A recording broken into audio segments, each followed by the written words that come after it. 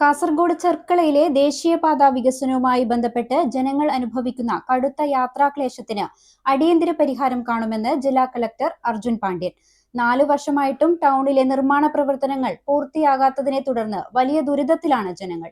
ലോകോത്തര ബ്രാൻഡായ ഗോദ്രേജിന്റെ ഇന്റീരിയോ, കബോർഡ്, അലമാരകൾ, ലോക്കറുകൾ എന്നിവയുടെ വിൽപ്പനയിലും വിൽപ്പനാനന്തര സേവനത്തിലും എക്കാലത്തും മികച്ചുനിന്ന 120 വർഷങ്ങളുടെ പാരമ്പര്യം. Godrej commission and general agency, NH66, Anangoor, Kasaragod. ദേശീയപാത വികസനത്തിന്റെ ഭാഗമായി ചെർക്കള ടൗണിൽ നടക്കുന്ന നിർമ്മാണ പ്രവർത്തനങ്ങളിലെ അനാസ്ഥ കാരണം ജനങ്ങളും വ്യാപാരികളും സമാനതകളില്ലാത്ത ദുരിതമാണ് അനുഭവിക്കുന്നത്. അന്തർ സംസ്ഥാന പാതകൾ സംഗമിക്കുന്ന ജില്ലയിലെ ഏറ്റവും പ്രധാനപ്പെട്ട ഈ ജംഗ്ഷനിൽ പണി തുടങ്ങി ആദ്യ വർഷം തന്നെ ടൗണിൽ ചെളിവെള്ളം കെട്ടിനിന്ന് യാത്രക്കാർക്കും വ്യാപാരികൾക്കും ഒരുപോലെ വലിയ പ്രയാസമുണ്ടാക്കിയിരുന്നു. തുടർന്ന് നാട്ടുകാരുടെ ഭാഗത്തുനിന്ന് ശക്തമായ പ്രതിഷേധം ഉയർന്നതോടെയാണ് ജില്ലാ ഭരണകൂടം ഇടപെട്ട് നിർമ്മാണ കമ്പനിക്ക് അടിയന്തര നിർദ്ദേശങ്ങൾ നൽകിയത്. മേൽപ്പാലം കടന്നുപോകുന്നതിന് താഴെയുള്ള 300 മീറ്ററോളം ഭാഗത്തെ സർവീസ് റോഡുകളും നടപ്പാതയും ഓവുചാൽ നിർമ്മാണവും മാർച്ച് 31-നകം പൂർത്തിയാക്കുമെന്ന് ജനുവരിയിൽ ജനപ്രതിനിധികളുടെ സാന്നിധ്യത്തിൽ നിർമ്മാണ കമ്പനി ഉറപ്പ് നൽകിയിരുന്നു. എന്നാൽ ഈ ഉറപ്പുകളെല്ലാം കാറ്റിൽ പറത്തിക്കൊണ്ട് നിർമ്മാണം ഇഴഞ്ഞു നീങ്ങുകയാണ്.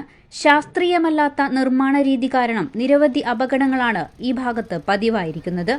പ്രശ്നം രൂക്ഷമായ സാഹചര്യത്തിൽ ജില്ലാ കളക്ടറുടെ നിർദ്ദേശപ്രകാരം കാസർഗോഡ് RDO ബിനു ജോസഫിന്റെ നേതൃത്വത്തിലുള്ള സംഘം ചൊവ്വാഴ്ച സ്ഥലത്ത് വിശദമായ പരിശോധന നടത്തി.